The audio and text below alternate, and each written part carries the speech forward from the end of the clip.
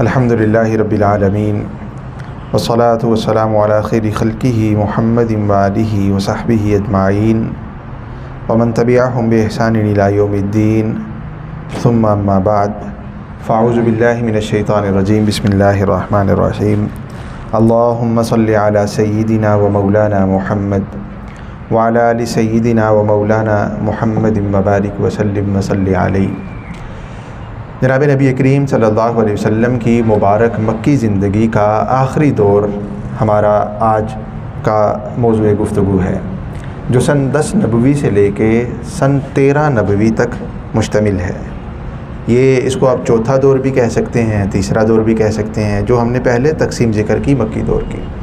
حضور نبی کریم صلی اللہ علیہ وسلم کے جب چچا جان کا انتقال ہو گیا، آپ کی اہلیہ محترمہ ام المومنین سیدہ خدیجہ رضی اللہ تعالیٰ عنہ کا انتقال ہو گیا، تو وہ جو تکلیفیں تھیں شیب ابی طالب میں جانے کی وجہ سے، جن میں توقف آ گیا تھا، آپ یہ کہہ لیجئے کہ وہ کم ہو گئی تھی تکلیفیں، جو جسمانی تشدد تھا، ایذائیں تھیں، مصیبتیں تھیں، ان دو ہستیوں کے انتقال کے بعد وہ مصیبتیں دوبارہ شروع ہو گئیں۔ حضرات صحابہ کرام رضی اللہ تعالیٰ عنہم، ان پہ بھی، اور خود جناب نبی کریم صلی اللہ علیہ وسلم کی ذات گرامی پہ بھی۔ یہ جو حضور نبی کریم صلی اللہ علیہ وسلم کی زندگی ہے، پوری کی پوری زندگی نبوت ملنے کے بعد، وہ مصائب مشقتوں کی داستان ہے، جسے ہم چند نشستوں میں ختم نہیں کر سکتے۔ جب مشرکین مکہ کی طرف سے ایذائیں شروع ہو گئیں تو حضور نبی کریم صلی اللہ علیہ وسلم نے بجائے مکہ مکرمہ میں رہنے کے مکہ سے باہر اسفار کرنے کو، مختلف قبائل میں جانے کو ترجیح دی۔ آپ صلی اللہ علیہ وسلم کا یہ معمول بن گیا تھا کہ آپ بجائے مکہ میں زیادہ وقت گزارنے کے، بجائے اس بات کے کہ آپ قریش پہ، ابو جہل پہ، ابو لہب پہ، ان جیسے بدبختوں پہ محنت کریں، حضور نبی کریم صلی اللہ علیہ وسلم نے مکہ سے باہر جو دیگر قبائل تھے ان پہ محنت کا آغاز فرما دیا۔ یعنی پہلے جو دائرہ محدود تھا، کچھ مشرکین مکہ کی انہی مصیبتوں اور مشقتوں کی وجہ سے وہ ذریعہ بن گئیں، سبب بن گئیں دعوت کے پھیلنے کا۔ وہ تو تکلیف دے رہے تھے تاکہ رک جائے دعوت، لیکن حضور نبی کریم صلی اللہ علیہ وسلم نے بجائے رکنے کے دعوت کو مکہ سے باہر پھیلا دیا، باہر کے قبائل کو اپنا ٹارگٹ بنا لیا۔ تو یہ قبائل کا چارٹ آپ کے سامنے ہے، اگر آپ اس کو دیکھیں تو بہت سے قبائل تھے۔ قریش ایک قبیلہ تھا، قریش ایک قبیلہ تھا جو چند خانوادوں کا مجموعہ تھا۔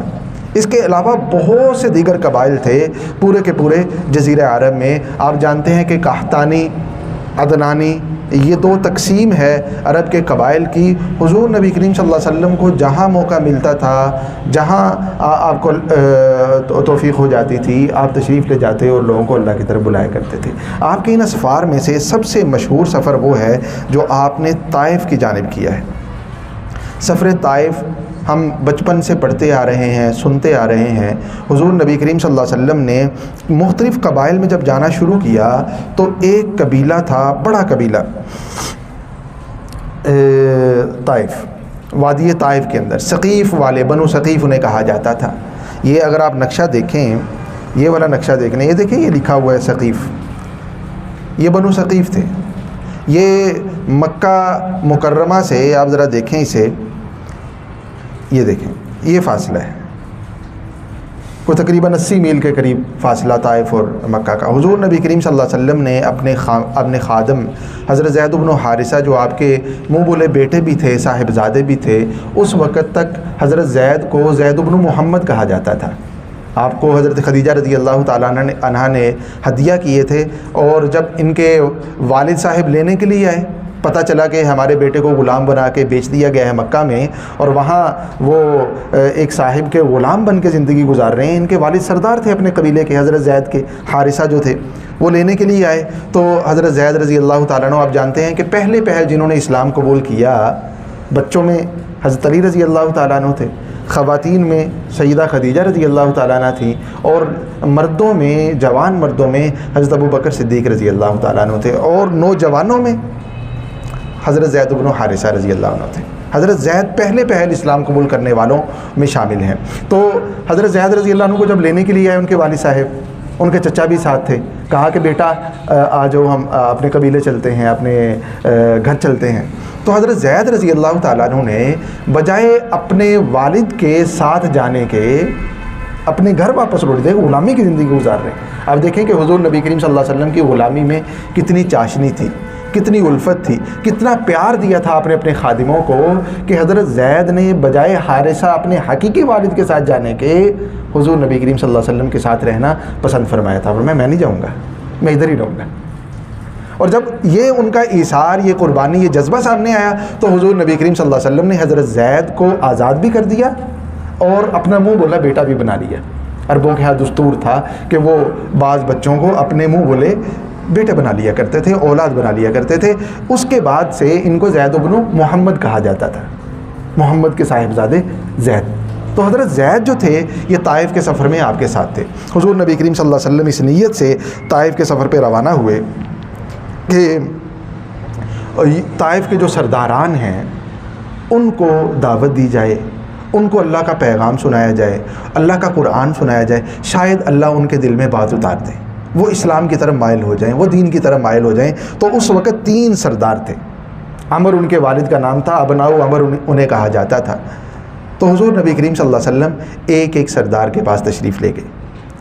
یہ اگر آپ سفر کی مسافت دیکھیں، اچھا خاصا لمبا سفر، پیدل آپ نے سفر فرمایا یہ۔ اور جب وہاں ایک امید کے ساتھ، ایک توقع کے ساتھ گئے تو وہاں سے کیا جوابات ملے؟ سب نے بجائے یہ کہ حضور نبی کریم صلی اللہ علیہ وسلم کی بات سنتے، بجائے یہ کہ آپ کے ساتھ اعزاز اور اکرام کے ساتھ پیش آتے، بجائے یہ کہ آپ کی بات پہ کم از کم غور و فکر کرتے، بہت برے طریقے سے انہوں نے جھٹلایا۔ سارے سرداروں نے، ایک نے یہ کہا کہ میں آپ کی بات سننا ہی نہیں چاہتا، اس لیے کہ اگر آپ سچے ہیں، آپ واقعتاً اللہ کے نبی ہیں، تو پھر آپ کی بات کو جھٹلانے کا مطلب عذاب کو دعوت دینا ہے، اور اگر آپ جھوٹے ہیں تو پھر ایسے لوگوں کی بات سننی نہیں چاہیے۔ یہ کہہ کر، اس طرح کی باتیں کر کے حضور نبی کریم صلی اللہ علیہ وسلم کو جھٹلا دیا۔ جب آپ کی بات کسی نے نہیں سنی تو آپ نے ان سے ایک بات کہی کہ میری بات آپ نے مانی تو نہیں ہے، اب یہ کرنا کہ میرا معاملہ چھپا کے رکھنا، میرے معاملے کی خبر نہ کرنا کسی کو کہ مجھے ایذائیں دیں، تکلیفیں دیں۔ ان بدبختوں نے یہ کیا کہ حضور نبی کریم صلی اللہ علیہ وسلم کی بات کو ماننا تو دور، اپنے جو قوم اور قبیلے کے اوباش قسم کے لوگ تھے، جوان تھے، لڑکے تھے، ان کو اطلاع دے دی کہ اس طرح کا ایک صاحب مکہ سے آیا ہے اور اس طرح کی بات کہتا ہے۔ اور حضور نبی کریم صلی اللہ علیہ وسلم جب واپسی کے سفر پہ روانہ ہوئے تو یہ اوباش آپ کے پیچھے ان کا جمگھٹا بن گیا، جملے کسنے لگے، برا بھلا نعوذ باللہ کہنے لگے، حضور نبی کریم صلی اللہ علیہ وسلم کی شان اقدس میں گستاخی کرنے لگے۔ بعض روایات میں آتا ہے کہ اتنا ان کا زیادہ جمگھٹا ہو گیا کہ آپ جہاں سے گزر رہے تھے، تشریف لے جا رہے تھے، راستے کی دونوں طرف کی تار کے اندر یہ لوگ کھڑے ہو گئے، جملے کستے تھے، برا بھلا کہتے تھے، صرف اسی پہ اکتفا نہیں کیا، پتھر ان کے ہاتھوں میں تھے، حضور نبی کریم صلی اللہ علیہ وسلم پہ سنگ باری کرتے تھے، نعوذ باللہ، اور پیچھے چلتے جاتے تھے، جس طرف آپ تشریف لے جاتے اس طرف پیچھے چل جاتے۔ اور حضور نبی کریم صلی اللہ علیہ وسلم پہ یہ بہیمانہ وحشتناک انہوں نے تشدد کیا۔ حضرت زید بن حارثہ آپ کے ہمراہ تھے، جس طرف سے پتھر آتا دیکھتے حضرت زید ڈھال بننے کی کوشش کرتے۔ حضرت زید رضی اللہ تعالیٰ عنہ لہو لہان ہو گئے، کیونکہ وہ تو آپ کا دفاع کر رہے تھے۔ حضرت زید نے تو لہو لہان ہونا ہی ہونا تھا۔ خود جناب نبی کریم صلی اللہ علیہ وسلم کے حوالے سے آتا ہے کہ آپ اتنے زیادہ آپ کو پتھر لگے کہ آپ کے جو مبارک جوتے تھے وہ خون سے تر ہو گئے، وہ لہو لہان ہو گئے۔ حضور نبی کریم صلی اللہ علیہ وسلم وہاں سے نکلے اور رستے میں طائف کے قریب میں ربیعہ کے 2 بیٹے عتبہ اور شیبہ، بہت معروف ہیں، مکہ کے بڑے سردار تھے، تو ان کا باغ تھا۔ حضور نبی کریم صلی اللہ علیہ وسلم نے اس باغ میں چھپ کے پناہ لی، اس باغ تک پہنچے، اس باغ میں آپ نے پناہ لی، آپ کے خادم حضرت زید ہمراہ تھے۔ وہاں جب آپ پہنچے تو کچھ راحت آئی، کچھ سکون ملا، وہ اوباش واپس ہوئے، اور حضور نبی کریم صلی اللہ علیہ وسلم اسی جگہ موجود تھے۔ یہ عتبہ اور شیبہ بھی تھے وہاں پہ، انہوں نے دیکھا، پہچان لیا، چونکہ قرابت داری تھی، چونکہ حضور نبی کریم صلی اللہ علیہ وسلم کے خانوادے سے تھے یہ لوگ بھی، یہ عتبہ اور شیبہ قریش سے تھے۔ انہوں نے اپنے غلام عداس، اس کا نام تھا، عیسائی مذہب کا پیروکار تھا، جو ان کا غلام تھا عتبہ اور شیبہ کا، اس کو کہا کہ یہ کھجوروں کا گچھا لے جاؤ اور جا کے محمد کو دے دو صلی اللہ علیہ وسلم۔ عداس آیا، کھجوروں کا گچھا پیش کیا، حضور نبی کریم صلی اللہ علیہ وسلم نے لیا اور بسم اللہ الرحمن الرحیم کہہ کے کھانا شروع کر دیا۔ عداس نے دیکھا، عداس نے کہا کہ یہ آپ نے کیا پڑھا ہے؟ سنا نا عداس، اس وقت مشرکین تو اس طرح سے کھانے کا آغاز نہیں کرتے تھے۔ عداس کے سامنے کوئی واقعہ نہیں تھا، حقیقت نہیں تھی، حضور نبی کریم صلی اللہ علیہ وسلم کا تعارف نہیں تھا۔ تو عداس نے پوچھا کہ یہ کیا ماجرا ہے، آپ نے یہ کیا پڑھا ہے؟ حضور نبی کریم صلی اللہ علیہ وسلم نے بسم اللہ کے بارے میں آگاہ کیا، اور پھر آپ نے اسلام کی حقانیت، حقیقت کے بارے میں آگاہ کیا۔ عداس سے پوچھا کہ نام بھی پوچھا، اور پوچھا کہ کہاں کے ہو؟ اس نے کہا کہ میں نینوا کا ہوں، نینوا بستی کا نام دیا۔ آپ نے فرمایا کہ میرے بھائی یونس بن متہ کے علاقے سے ہو؟ عداس پہلے بھی حیران تھا، جب آپ نے یہ فرمایا، یونس علیہ السلام کا نام لیا، تو عداس حیران ہو گیا۔ آپ نے فرمایا کہ آپ یونس کو کیسے جانتے ہیں؟ عداس نے کہا، پوچھا، آپ نے فرمایا یونس میرے بھائی ہیں، وہ بھی نبی تھے، میں بھی نبی ہوں، اللہ نے مجھے نبی بنا کے مبعوث کیا ہے۔ عداس اسی وقت مسلمان ہو گیا۔ جب عتبہ اور شیبہ نے دیکھا تو عداس کو کہا کہ عداس، لگتا ہے کہ تمہارے اوپر بھی کلام اثر کر گیا ہے، ان سے بچ کے رہنا، تم ایک متدین آدمی ہو، دیندار آدمی ہو، یہ بے دین ہے نعوذ باللہ۔ ایک طرف قرابت داری بھی ہے اور دوسری طرف مخالفت کی انتہا دیکھیے۔ اور یہ جو وہ صاحب عداس ہیں، غلام ہیں، دیکھیں اللہ کی بات جو ہے وہ دل میں اترنے کے لیے بہت زیادہ امیر کبیر ہونا ضروری نہیں ہے، سردار ہونا ضروری نہیں ہے، غلاموں کے دل میں بھی اتر جاتی ہے۔ اور اللہ دین کا خادم ضروری نہیں ہے کہ بڑے عہدے داروں کو بنائے، اللہ غلاموں کو، فقراء کو، غرباء کو، مساکین کو بھی دین کا خادم بنا دیتا ہے۔ یہی یہ جگہ جگہ پہ ہمیں نظر آ رہا ہے سیرت مبارکہ کے اندر۔ تو حضرت عداس جو ہے وہ مسلمان ہو گئے۔ حضور نبی کریم صلی اللہ علیہ وسلم اس باغ سے نکلے ہیں اور واپسی مکہ کا راستہ اختیار فرمایا، مکہ کی طرف تشریف لا رہے ہیں۔ رستے میں ایک اور بڑا عجیب جو پہلی مرتبہ واقعہ پیش آیا، حضور نبی کریم صلی اللہ علیہ وسلم وادی نخلا میں پہنچے۔ یہ دیکھیں نا مشقتیں، جہاں بھی مشقت آئی اللہ تعالیٰ نے فوراً انعام بھی دیا ہے، دنیا کے اندر ہی انعام دیا ہے۔ اب دیکھیں، میں نے عرض کیا کہ شیب ابی طالب میں محاصرہ ختم ہوا، اللہ نے معراج پہ بلا لیا۔ یہ دیکھیں طائف میں ان بدبختوں نے حضور نبی کریم صلی اللہ علیہ وسلم پہ سنگباری کی، اور میں کل عرض کر چکا ہوں کہ حضرت حضور نبی کریم صلی اللہ علیہ وسلم سے ام المومنین سیدہ عائشہ رضی اللہ تعالیٰ عنہ نے پوچھا کہ جو احد کی جو جنگ ہے، جنگ احد میں جو آپ کو تکلیف پہنچی ہے، کیا اس سے زیادہ بھی زندگی میں کبھی تکلیف پہنچی؟ جنگ احد میں 70 صحابہ کرام شہید ہو گئے تھے اور بڑا نقصان ہوا تھا مسلمانوں کا، کس سے زیادہ بھی کبھی آپ کو تکلیف پہنچی؟ آپ نے فرمایا کہ ہاں، اس دن جب تمہاری قوم نے مجھے جھٹلا دیا تھا، میں مکہ سے نکلا، طائف گیا، طائف کے بدبختوں نے جب سنگریزی کی، مجھے بہت تکلیف پہنچی۔ اور حضور نبی کریم صلی اللہ علیہ وسلم نے فرمایا کہ میں نے آسمان کی طرف دیکھا، مجھے ایک بادل نظر آیا، تو جب بادل نظر آیا غور کیا تو وہ جبرائیل علیہ السلام تھے۔ انہوں نے مجھے سلام کہا اور انہوں نے فرمایا کہ اللہ تعالیٰ نے آپ کی قوم کا آپ کے ساتھ جو معاملہ ہے نا اسے دیکھ لیا ہے، ان قوم، ان بدبختوں نے جو سلوک کیا وہ اللہ نے دیکھ لیا ہے۔ اللہ تعالیٰ نے یہ پہاڑوں کا فرشتہ بھیجا ہے، وہ آپ کے حکم کا منتظر ہے، آپ جیسا اسے حکم فرمائیں گے، آپ حکم دیں گے تو یہ اطراف کے پہاڑوں کو آپس میں ملا دے گا اور ان کو پیس کے بیچ میں نیست و نابود کر کے رکھ دے گا۔ پہاڑوں کے فرشتے نے سلام کیا، حضور نبی کریم صلی اللہ علیہ وسلم سے اجازت طلب کی، آپ نے فرمایا نہیں، آپ نے اپنے اس طرح کے دشمنوں کے لیے بھی اللہ تعالیٰ سے بد دعا نہیں کی کہ اللہ انہیں صفحہ ہستی سے مٹا دیجیے۔ آپ نے فرمایا کہ یہ اگر ایمان نہیں لائے تو مجھے اللہ کی رحمت سے امید ہے کہ ان کی نسلوں سے اللہ تعالیٰ جو ہے وہ حق کا کلمہ، حق کی صدا بلند کرنے والے پیدا فرمائیں گے۔ وہی ہوا، سارے کے سارے طائف والے بھی مسلمان ہوئے، پورا جزیرہ عرب مسلمان ہوا۔ تو خیر حضور نبی کریم صلی اللہ علیہ وسلم وادی نخلا میں پہنچے۔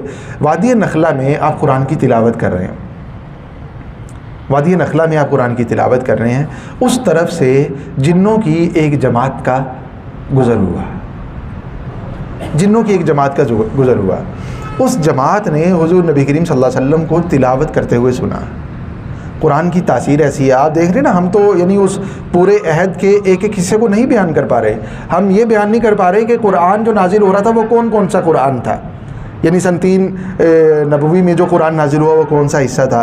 ظاہر بات ہے جو قرآن نازل ہو رہا تھا وہ صحابہ کے سامنے بھی آ رہا تھا، حضور نبی کریم صلی اللہ علیہ وسلم تلاوت کر کے سنا رہے تھے، اس سے ان کے دل مضبوط ہے۔ ہم جو دیکھ رہے ہیں نا صحابہ ان مشقتوں پہ پہاڑوں کی طرح کیسے ڈٹے ہوئے تھے، وہ حضور نبی کریم صلی اللہ علیہ وسلم کے چہرہ مبارک کی چاشنی تھی، آپ سے محبت کا تعلق تھا، اور وہ جو قرآن کی تاثیر تھی جو انہیں دائیں بائیں پھرنے نہیں دے رہی تھی۔ ہٹنے جو جس نے کلمہ کہا، جس نے ایمان اسلام قبول کیا، چٹان رکھ دی گئی سینے پہ۔ مشقت کے لیے جو اس وقت ممکنہ حربے ہو سکتے تھے تکلیف دینے کے وہ دیے گئے، لیکن کوئی ایک صاحب بھی ایسے نہیں ہیں جنہوں نے اسلام قبول کرنے کے بعد، کلمہ شہادت کہنے کے بعد پاؤں 1 انچ بھی پیچھے ہٹایا ہو۔ قرآن نازل ہو رہا تھا تو قرآن کی تاثیر جنہوں نے سنا، اس کتاب نے جتنی بھی مخلوقات ہیں سب کو متاثر کیا۔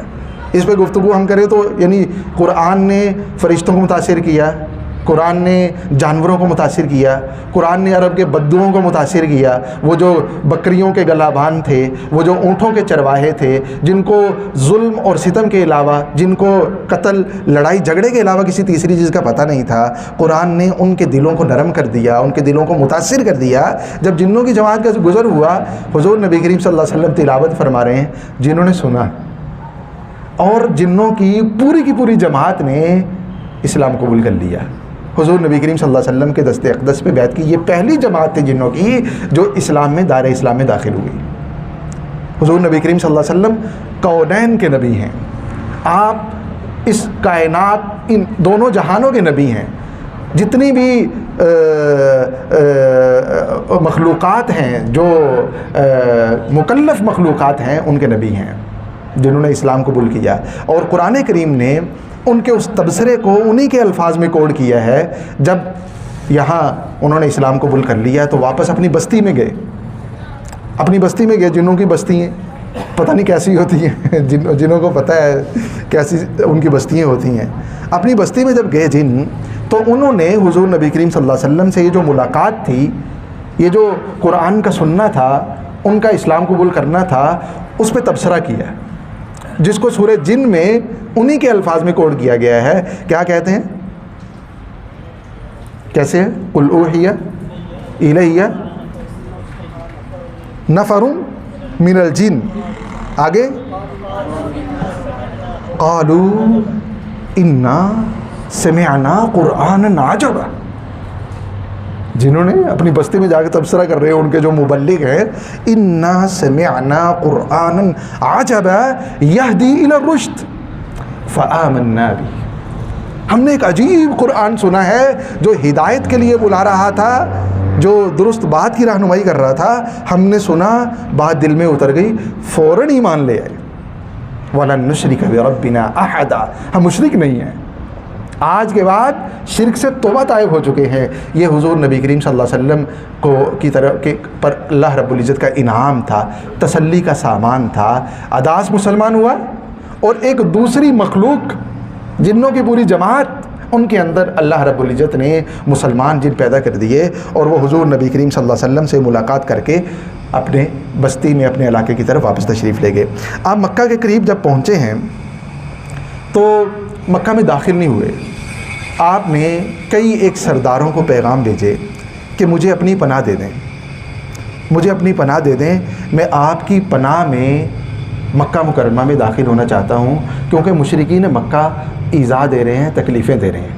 یہ دیکھیں نا، یعنی یہ حالت ہو گئی، یہ کیفیت بن گئی کہ خود پیارے محبوب صلی اللہ علیہ وسلم اپنے گھر داخل نہیں ہو سکتے، اپنے شہر میں داخل نہیں ہو سکتے۔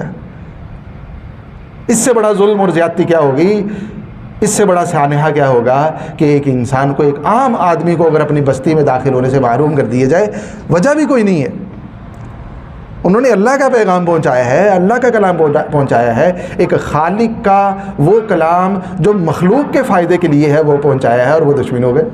حضور نبی کریم صلی اللہ علیہ وسلم نے درخواستیں بھیجی اس سردار کی طرف، اس سردار کی طرف۔ مطعم بن عدی کے پاس جب پیغام پہنچا تو اس نے کہا کہ ہاں میں پناہ دوں گا۔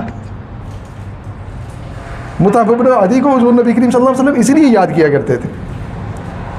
آپ نے دیکھا جب وہ جو معاہدہ تھا اس کو چاک کرنے کا موقع آیا تو مطعم کھڑا ہوا، کئی ایک دیگر زہیر کے ساتھ، دیگر سرداروں کے ساتھ، یہاں بھی مطعم نے کہا کہ ہاں میں پناہ دوں گا، اور اپنے پورے قبیلے کو جمع کیا، کہا کہ تلواریں اٹھا لو اور سامان جنگ پہن لو، میں نے عہد کر لیا ہے کہ میں نے محمد کو پناہ دینی ہے، ہم اس کی حفاظت کریں گے۔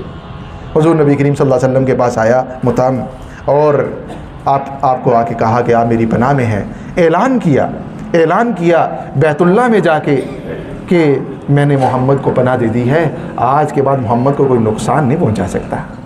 حضور نبی کریم صلی اللہ علیہ وسلم بیت اللہ تشریف لائے، آپ نے بیت اللہ میں مسجد حرام میں 2 رکعت نماز نفل ادا کی، اور اس کے بعد اپنے گھر تشریف لے گئے۔ یہ طائف کا سفر تھا۔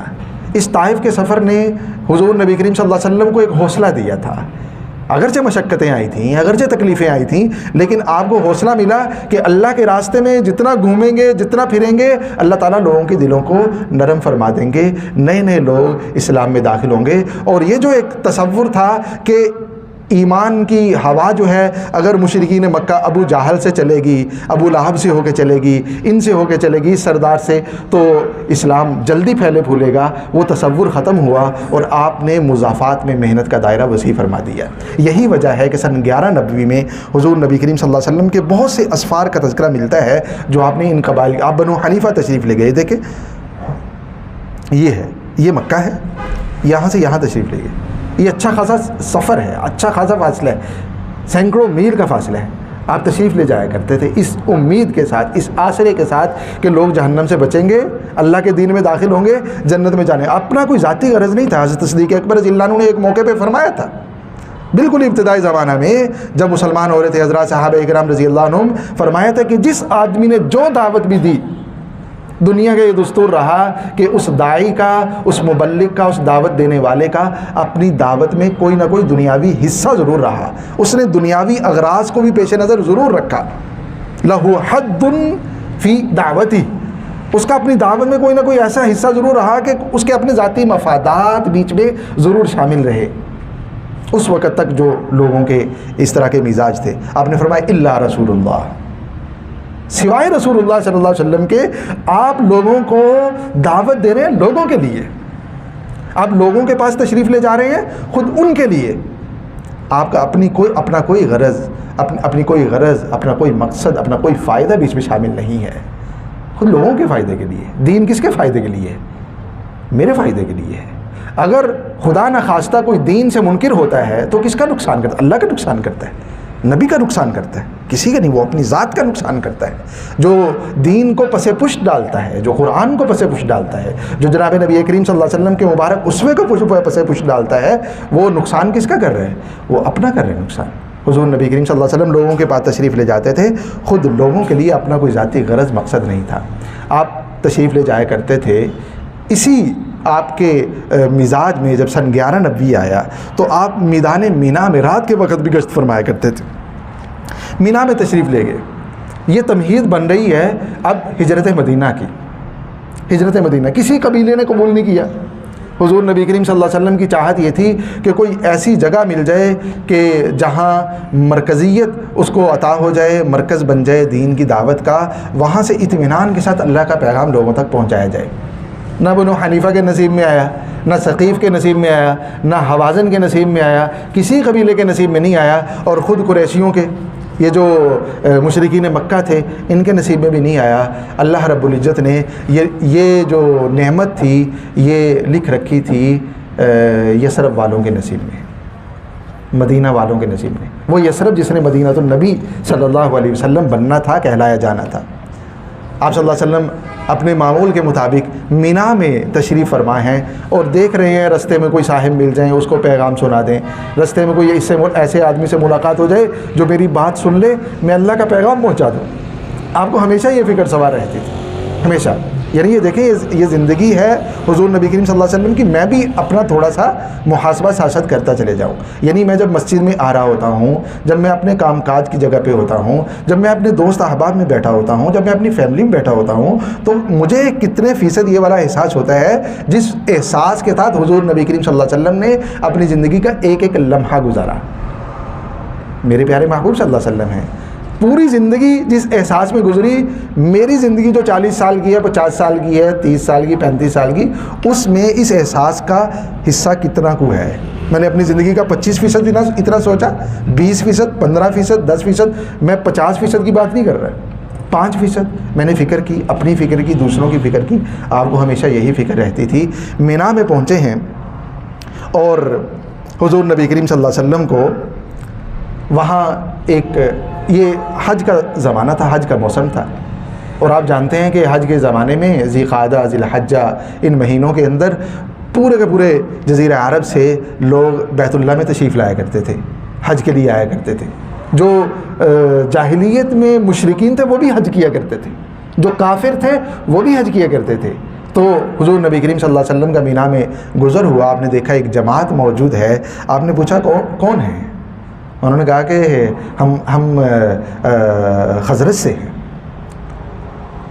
من القوم، یہ جماعت کون سی ہے، کہاں سے ہے؟ انہوں نے کہا کہ ہم تو خزرجی ہیں۔ اوس اور خزرج 2 بڑے قبیلے تھے، بلکہ خزرج زیادہ بڑا قبیلہ تھا، اوس جو تھا وہ چھوٹا قبیلہ تھا۔ جب یثرب سے ہٹ کے لوگ ان 2 قبیلوں کو ان کے بارے میں بات کرنا چاہتے تو اوس کا تذکرہ نہیں کرتے تھے، صرف خزرج کا تذکرہ کرتے تھے، اور خزرج جب بولا جاتا اس سے مراد یہ ہوتا اوس اور خزرج۔ تو انہوں نے کہا کہ ہم خزرجی ہیں۔ حضور نبی کریم صلی اللہ علیہ وسلم نے فرمایا کہ پھر بیٹھ کے بات سنیں گے۔ ان کو بات سننے کے لیے آمادہ کیا، وہ بیٹھ گئے۔ حضور نبی کریم صلی اللہ علیہ وسلم نے اللہ کی بات ان کے سامنے رکھی، اسلام رکھا۔ اب دیکھیں نا کہ حضور نبی کریم صلی اللہ علیہ وسلم دعوت دینے والی ہستی ہوں، ذات ہوں، اور سننے والے اس جگہ کے ہوں جس جگہ نے حضور نبی کریم صلی اللہ علیہ وسلم کا گھر بننا ہے دوسرا، تو دعوت کے اندر ایک تاثیر ہوگی۔ آپ نے جب پیغام دیا، 6 لوگ تھے، بات سنی، 6 کے 6 مسلمان ہو گئے، سب کے سب نے اسلام قبول کر لیا۔ ایک طرف وہ مشرکین مکہ ہیں، 11 سال ہو گئے، ان پہ بات اثر نہیں کر رہی، اور ایک طرف یہ اہل مدینہ ہیں، یثرب والے ہیں، آپ نے بات کی، سارے کے سارے مسلمان ہو گئے، سارے کے سارے مسلمان ہو گئی۔ اور حضرت اسعد بن زرارہ رضی اللہ تعالیٰ عنہ یہ سردار تھے اس جماعت کے، وہ بھی مسلمان ہوئے، اور ان کے ساتھ ان کے بقیہ 5 جو دوست تھے وہ بھی مسلمان ہوئے، اور انہوں نے وعدہ کیا کہ ہم اپنے قبیلے میں، ہم اپنے خاندان اور علاقے میں واپس جانا چاہتے ہیں، آئندہ سال آپ سے پھر ملاقات کریں گے۔ جب آئندہ سال ہوا سن 1290، تو یہ حضرات بھی تشریف لائے، اور ان کے ساتھ مزید 7 لوگ بھی مسلمان ہو کے تشریف لائے۔ انہوں نے وہاں محنت کی، اللہ تعالیٰ نے مزید 7 لوگوں کو توفیق عطا فرمائی۔ ان 6 میں سے ایک صاحب جو گزشتہ سال والے تھے وہ نہیں آ سکے، 5 وہ والے اور 7 نئے، کل 12 حضرات حضور نبی کریم صلی اللہ علیہ وسلم کی خدمت اقدس میں سن 1290 میں حاضر ہوئے۔ یہ جب حضور نبی کریم صلی اللہ علیہ وسلم کی خدمت میں حاضر ہوئے ہیں، تو پھر وہی مقام تھا مینا میں، جو مینا میں ایک جگہ ہے جسے گھاٹی کہا جاتا تھا، عقبہ کہا جاتا تھا۔ وہ اس کی آج تو بالکل اس کا نقشہ بدل گیا ہے، یہ کچھ میں نے دیکھا ہے، تو یعنی ہمیں یہ پتہ چلا ہے تھوڑے سے تلاش کرنے سے کہ وہاں مسجد بن گئی ہے کوئی اس طرح جو حضرات تشریف لے گئے ہیں، مسجد العقبہ کے نام سے وہاں پہ جو حضرات تشریف لے گئے ہیں، کسی کے علم میں ہے، یعنی وہ جو اس وقت پہاڑوں کے درمیان میں جگہ تھی، ابھی پہاڑوں کو بھی کاٹ دیا گیا ہے، وہاں رستے بن گئے ہیں، انہوں نے سڑکیں بنا دی ہیں، اور وہ جو خاص جگہ تھی جہاں یہ ملاقات ہوئی تھی، یہاں انہوں نے اسلام قبول کیا تھا، بیعت کی تھی حضور نبی کریم صلی اللہ علیہ وسلم کے دست اقدس پہ، وہ جگہ جو ہے وہاں مسجد بن گئی ہے، واللہ عالم، یعنی جو ہمارے سامنے معلومات آئی ہیں ان کے مطابق یہ جو حضرات تشریف لے گئے ہیں شاید ان میں سے کسی نے دیکھا بھی ہو۔ تو خیر، حضور نبی کریم صلی اللہ علیہ وسلم نے یہ حضرات جو تشریف لائے تو ان سے ملاقات کی، اور ان سے ملاقات کر کے آپ نے ان سے بیعت بھی لی، اور بیعت کن باتوں پہ لی؟ یہ والی تھی، یہ پہلی بیعت ہے جو اسلام میں ہوئی اور عقبہ کے مقام پہ ہوئی۔ میدان مینا کے قریب جو گھاٹی تھی، پہاڑوں کے درمیان جگہ تھی، وہاں پہ رات کے وقت میں یہ بیعت ہوئی۔ بیعت کس چیز پہ ہوئی؟ ان 4 چیزوں پہ۔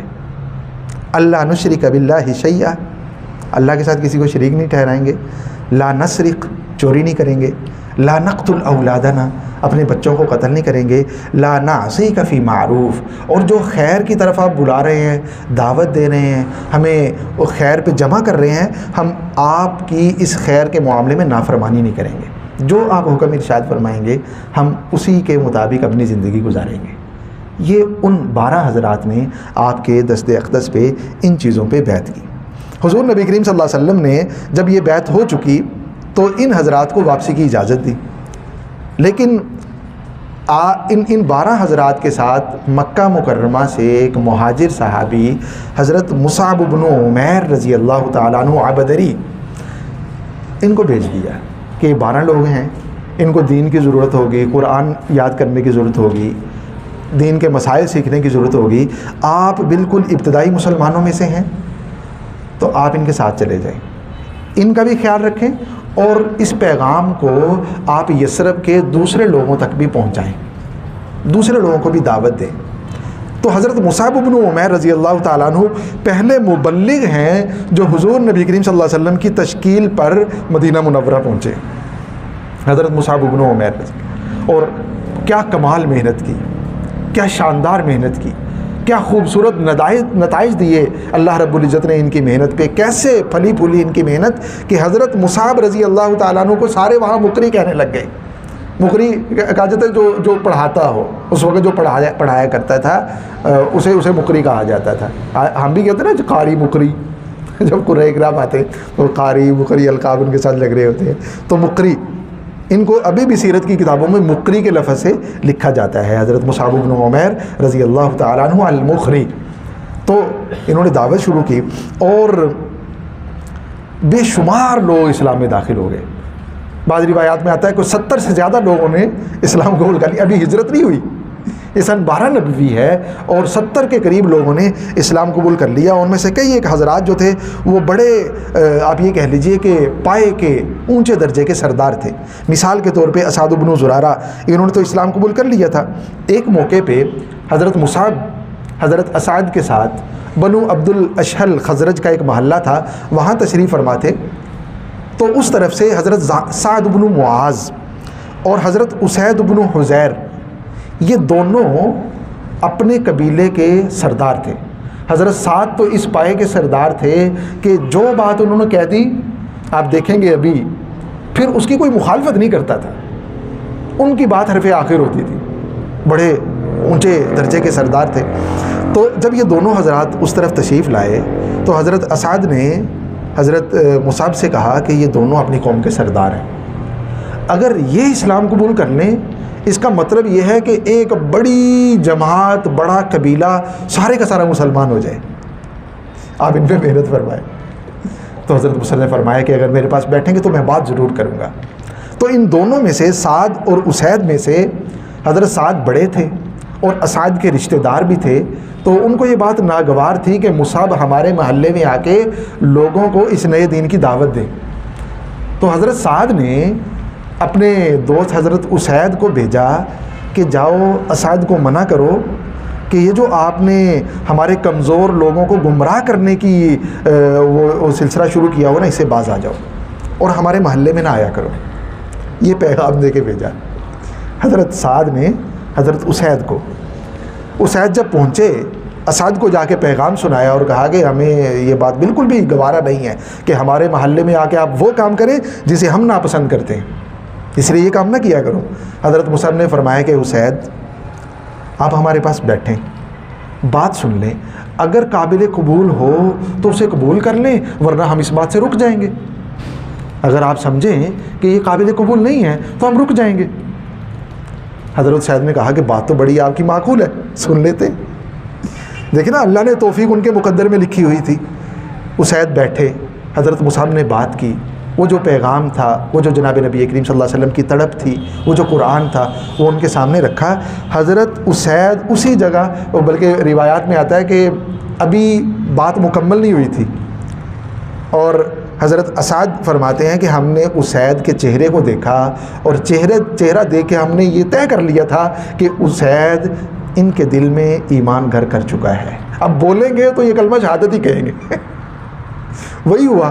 جب بات خاموش ہوئی، حضرت مصعب حضرت اسید رضی اللہ تعالیٰ عنہ گویا ہوئے اور اشہد ان لا الہ الا اللہ و اشہد ان محمدًا عبدہ و رسولہ، مسلمان ہو گئے۔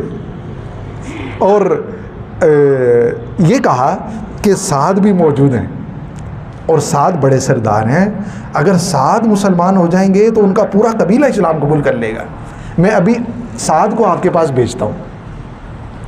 تشریف لے گئے حضرت اسید۔ سعد بن معاذ بڑے پائے کے سردار تھے، خزرج کے بڑے سرداروں میں تھے۔ تو ان کو جا کے کہا کہ آپ کا جو خالہ زاد بھائی ہے نا، اسعد ان کے خالہ زاد بھائی تھے، تو ان پہ فلاں قبیلہ حملہ کرنے کا ارادہ رکھتا ہے اور وہ قریب ہیں کہ ان کے اوپر حملہ آور ہو جائے۔ ان کو جا کے سیدھی بات نہیں بتائی، اپنے بھائی کے حوالے سے تھوڑا سا ان کو فکر مند کیا کہ ان کے پاس اسی فکر میں چلے جائیں۔ حضرت سعد نے جب اسید کی بات سنی، اٹھے، کہا کہ یہ کیسے ہو سکتا ہے میری موجودگی میں میرے بھائی پہ کوئی حملہ کرے۔ حضرت اسعد کے پاس پہنچے، جب پہنچے تو پتہ چل گیا کہ یہ تو بالکل ٹھیک بیٹھے ہوئے ہیں، کوئی ایسا معاملہ نہیں ہے۔ پھر وہی بات کہی حضرت سعد نے اسعد سے اور مصعب بن عمیر سے، جو ابھی اسید نے کہی تھی کہ ہمارے محلے میں نہ آیا کرو، ہمارے محلے میں آ کے ایسے کام کرتے ہو جو ہمیں ناگوار ہیں، اس لیے ہمارے محلے میں نہ آیا کرو، یہ کام نہ کیا کرو۔ حضرت مصعب نے وہی بات فرمائی کہ آپ بیٹھ جائیں، بات سن تو لیں، اگر آپ کے لیے قابل قبول ہو، آپ کو معقول لگے، قبول کر لیں، اور اگر آپ سمجھیں کہ یہ بات کرنے کی نہیں ہے تو ہم نہیں آئیں گے، ہم آپ کی بات مان لیں گے۔ حضرت سعد نے کہا کہ بات تو بڑی معقول ہے۔ بیٹھے، بات سنی، اور حضرت سعد کے بارے میں بھی یہی آتا ہے کہ ان کے بولنے سے پہلے طے کر لیا گیا تھا کہ حضرت سعد کے دل میں بھی ایمان گھر کر چکا ہے۔ لیکن یہ تاثیر ہی ایسی تھی، یہ پیغام ہی ایسا تھا۔ اس وقت جو ظلم اور جبر کی چکیاں چل رہی تھیں، اس ہوا کے اندر، اس فضا کے اندر، یہ پیغام تو آپ یہ کہہ لیجئے کہ بالکل خشک سالی کے اندر بارش کے، رحمت کی بارش کے قطرے تھے۔ حضرت سعد نے بھی قبول کر لیا اور فرمایا کہ میرے پیچھے بڑی قوم ہے، میں اپنی قوم کو جا کے اس پیغام کی طرف لاؤں گا، دعوت دوں گا۔ حضرت سعد اپنی قوم کے پاس گئے اور جا کے ان کو کہا کہ میرے بارے میں تمہارا کیا خیال ہے؟ کہا کہ آپ تو بڑے پائے کے سردار ہیں، آپ ذی رائے ہیں، آپ کی بات مانی جاتی ہے، سنی جاتی ہے، آپ ہمارے سردار ہیں۔ حضرت سعد نے کہا کہ نہ میں کسی مرد سے بات کروں گا، نہ میں کسی عورت سے بات کروں گا، کسی سے بھی میں بات نہیں کروں گا جب تک تم اسلام قبول نہ کر لو۔ کہتے رات نہیں ہوئی ابھی، رات ہونے سے پہلے حضرت سعد کے سارے قبیلے نے، بنو عبد الاشہل نے اسلام قبول کر لیا تھا۔ ایک صاحب رہ گئے جنہوں نے غزوہ خندق کے موقع پہ اسلام قبول کر لیا، بقیہ سب نے اسلام قبول کر لیا تھا۔ حضرت سعد بن معاذ، حضرت اسعد بن زرارہ، حضرت اسید بن حضیر اور ان کے سردار حضرت مصعب بن عمیر رضی اللہ تعالیٰ عنہم، ان کی محنتوں سے مدینہ منورہ میں ایسی خوبصورت ہوا چلی کہ جب سن 13 نبوی ہوا تو یہ حضرات حضور نبی کریم صلی اللہ علیہ وسلم سے ملاقات کے لیے آپ کی محبت میں دیوانہ وار روانہ ہوئے جب موسم حج آیا، کیونکہ موسم حج سے پہلے جانے کا مطلب یہ تھا کہ مشکوک بنا دینا اپنے آپ کو، مشرکین کو تو بتانا نہیں ہے نا کہ یہ معاملہ چل رہا ہے، تو چھپ کے حضور نبی کریم صلی اللہ علیہ وسلم کی خدمت اقدس میں حاضر ہوئے، اور یہ وہ موقع تھا جب انہوں نے رستے میں ہی طے کر لیا تھا کہ ہم نے اللہ کے پیارے محبوب صلی اللہ علیہ وسلم کو اپنے ساتھ لے کے آنا ہے، ہم نے نہیں وہاں رہنے دینا۔ وہاں آپ کے گھر والے آپ کو تکلیفیں پہنچاتے ہیں، آپ کے قریشی آپ کو تکلیفیں پہنچاتے ہیں، اور حضور نبی کریم صلی اللہ علیہ وسلم پرامن جگہ کی تلاش میں روزانہ نئے قبیلے میں تشریف لے جاتے ہیں، ہم نے نہیں چھوڑنا وہاں۔ ان حضرات نے طے کر لیا تھا، حضور نبی کریم صلی اللہ علیہ وسلم کی خدمت اقدس میں حاضر ہوئے، وہی یہ خفیہ تھا سارا کچھ۔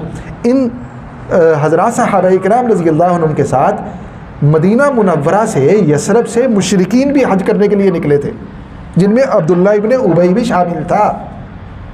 مشرکین کی ایک بڑی تعداد تھی جو ان حضرات کے ساتھ ہی حج کرنے کے لیے نکلے تھے، لیکن کسی کو بھی پتہ نہیں تھا کہ یہ مسلمان ہیں، کسی کو بھی پتہ نہیں تھا کہ ان کی ملاقات ہونی ہے جناب نبی کریم صلی اللہ علیہ وسلم کے ساتھ۔ خفیہ تھا سب کچھ۔ ملاقات ہوئی، حضور نبی کریم صلی اللہ علیہ وسلم کی خدمت اقدس میں یہ لوگ مینا میں پہنچے اور حضور نبی کریم صلی اللہ علیہ وسلم سے ملاقات طے ہوئی۔ رات کا نصف حصہ طے ہوا کہ اس میں ملاقات ہوگی فلاں جگہ پہ، عقبہ کے مقام پہ، عقبہ کے مقام پہ دوبارہ ملاقات ہوگی، اور کسی کو خبر نہیں دینی، اطلاع دیے بغیر سارے لوگ جو ہیں وہ عقبہ میں جمع ہوں گے. حضور نبی کریم صلی اللہ علیہ وسلم وہاں تشریف لائیں گے. جب رات کا وہ حصہ آیا تو سارے لوگ، بعض حضرات، حضرت کعب بن مالک روایت نقل کرتے ہیں، کعب بن مالک فرماتے ہیں کہ ہم اپنے خیموں سے، اپنے محلوں سے، اپنے ڈیروں سے ایسے نکلے، ایسے خاموشی سے نکلے جیسے گھونسلے سے پرندہ پر سمیٹ کے نکلتا ہے پھر وہ پرواز بھرتا ہے. ہم ایسے اپنے آپ کو سمیٹ کے نکلے تاکہ کسی کو خبر نہ ہو جائے. اور یہ سارے حضرات حضور نبی کریم صلی اللہ علیہ وسلم کسی نے نہیں دیکھا تھا ابھی تک. جو بیعت عقبہ اولیٰ کے وقت آئے انہوں نے تو زیارت کی تھی، لیکن جو بقیہ جیسے حضرت سعد بن معاذ ہیں، حضرت اسید بن حضیر ہیں، ان حضرات نے نہیں دیکھا تھا. اور حضور نبی کریم صلی اللہ علیہ وسلم کی وہ ایک زیارت کا جو ہے اس کا بھی شوق تھا، وہ ایک تڑپ تھی، ایک لگن تھی. سارے کے سارے جمع ہو گئے. یہ حضور نبی کریم صلی اللہ علیہ وسلم سے ملاقات کری عقبہ میں. یہ سن 13 نبوی کا واقعہ ہے. اور اب جمع ہے سارے، حضور نبی کریم صلی اللہ علیہ وسلم موجود نہیں ہیں اور یہ بے صبری سے انتظار کر رہے ہیں. سارے گردنیں اونچی کر کر کے دیکھتے ہیں کہ کب اللہ کے پیارے محبوب صلی اللہ علیہ وسلم تشریف لائیں گے. تھوڑا وقت گزرا تھا کہ خود حضور نبی کریم صلی اللہ علیہ وسلم اپنے چچا حضرت عباس، جو اس وقت تک مسلمان نہیں ہوئے تھے، ان کے ہمراہ تشریف لے آئے. اور حضور نبی کریم صلی اللہ علیہ وسلم جب وہاں جلوہ افروز ہوئے، سب نے دیکھا، سب نے اپنے دلوں کو ٹھنڈا کیا، اپنی آنکھوں کو ٹھنڈا کیا. اور یہ وہ موقع تھا جب طے کرنا تھا کہ اب اللہ کے پیارے محبوب صلی اللہ علیہ وسلم مکہ میں زندگی گزاریں گے یا آپ ہجرت کر کے مدینہ منورہ تشریف لے جائیں گے. اور ہجرت کرنے کا مطلب یہ تھا، مدینہ منورہ میں جانے کا مطلب یہ تھا کہ جتنا بھی عرب ہے، چاہے وہ مکہ کے عرب ہوں، مشرکین ہوں، یا مکہ سے ہٹ کے طائف کے ہوں، بنو حنیفہ کے ہوں، یا دیگر قبائل کے ہوں، ان سب کے ساتھ دشمنی مول لینا. اور سارے ایک بات پہ جمع ہو کے مدینہ منورہ پہ حملہ کر دیں گے. اور حضور نبی کریم صلی اللہ علیہ وسلم کو نعوذ باللہ قتل کرنے کے لیے جو حضور نبی کریم صلی اللہ علیہ وسلم کے مددگار ہیں ان کو بھی نقصان پہنچائیں گے، یہ مطلب تھا. حضرت عباس اس چیز کو سمجھتے تھے، انصار صحابہ بھی سمجھتے تھے، انصار صحابہ کو بھی پتہ تھا کہ اس کا کیا، اس لیے تو چھپ کے ملاقات کر رہے تھے. حضرت عباس نے جب وہاں پہنچے تو تقریر کی، گفتگو کا آغاز حضرت عباس نے کیا اور فرمایا کہ دیکھو، محمد میرا بھتیجا ہے، محمد اپنے قبیلے میں ہے، اپنی قوم میں ہے، اپنے خاندان میں ہے. ہم اگرچہ ان کے دین پہ نہیں ہیں، حضرت عباس ابھی تک مسلمان نہیں ہوئے تھے، ہم اگرچہ ان کے دین پہ نہیں ہیں لیکن ہم نے آج تک ان کی حفاظت کی ہے اور ہم آئندہ بھی ان کی حفاظت کریں گے. اے خزرج کی جماعت، اے اوس کی جماعت، محمد صلی اللہ علیہ وسلم کو اپنے ہمراہ لے جانے کا مطلب یہ ہے کہ پورے کے پورے عرب سے دشمنی مول لینا. یہ وہ تلواریں بلند کر لیں گے، تمہارے شرفاء کو قتل کر دیں گے، تمہیں غلام بنا لیں گے، تمہیں نقصان پہنچائیں گے. اس کا یہ مطلب ہے. کیا اس کے باوجود بھی محمد صلی اللہ علیہ وسلم کو اپنے ساتھ لے کے جانا چاہتے ہو؟ اس کے باوجود بھی لے کے جانا چاہتے ہو؟ حضرت سعد موجود تھے، حضرت اسعد موجود تھے، حضرت اسید موجود تھے. سب نے یک زبان ہو کے کہا کہ ہاں ہم لے کے جائیں گے، ہم لے کے جائیں گے. حضور نبی کریم صلی اللہ علیہ وسلم نے اس کے بعد گفتگو فرمائی، آپ نے بھی اس طرح کی باتیں کی. اور حضرت کعب بن مالک رضی اللہ تعالیٰ عنہ وہاں موجود تھے. دیگر کئی، خاص کر حضرت اسعد بن زرارہ، حضرت اسعد بن زرارہ رضی اللہ عنہ کے بارے میں آتا ہے کہ جب انصار نے یہ کہہ دیا کہ ہاں ہم تو ہر حال میں لے کے جائیں گے، ہم اپنے بچوں کو قتل کروائیں گے اگر ہم پہ حملہ ہوا، ہم اپنے سرداروں کو قتل کروا لیں گے، ہم اپنا نقصان کروا لیں گے، لیکن حضور نبی کریم صلی اللہ علیہ وسلم کی حمایت سے کبھی بھی پیچھے نہیں ہٹیں گے، ہم آپ کو لے کے جائیں. تو طے ہوا کہ بیعت کی جائے. جب بیعت ہونے لگی تو حضرت اسعد بن زرارہ درمیان میں آ گئے. حضرت اسعد جو مصعب بن عمیر کے ساتھ مبلغ تھے، دعوت کا کام سر انجام دے رہے تھے مدینہ منورہ میں، وہ آگے اور حضور نبی کریم صلی اللہ علیہ وسلم کا ہاتھ پکڑ کے کھڑے ہو گئے اور اپنے انصار جو دوست تھے ان کو مخاطب کیا. وہی باتیں کہیں جو حضرت عباس نے کہی تھی. انصار کی جماعت، خزرج والو، اس والو، پتہ بھی ہے کہ کس چیز پہ بیعت کرنے لگے ہو. تم پورے عرب کے ساتھ دشمنی پہ بیعت کرنے لگے ہو.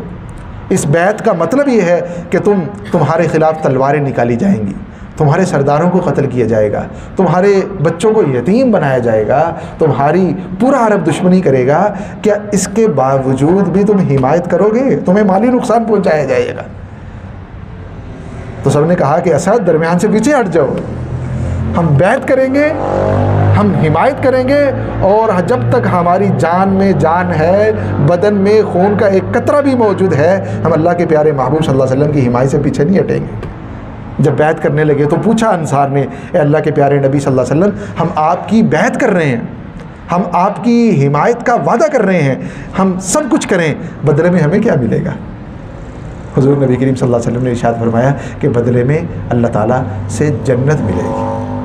بعض حضرات نے یہ بھی پوچھا کہ ہم آپ کی حمایت کریں گے اور اللہ کی رحمت سے امید ہے کہ اللہ تعالیٰ آپ کو اپنے قریش پہ غلبہ عطا فرما دیں گے، عرب پہ غلبہ عطا فرما دیں گے، جب آپ کو غلبہ مل جائے گا پھر آپ کیا کریں گے؟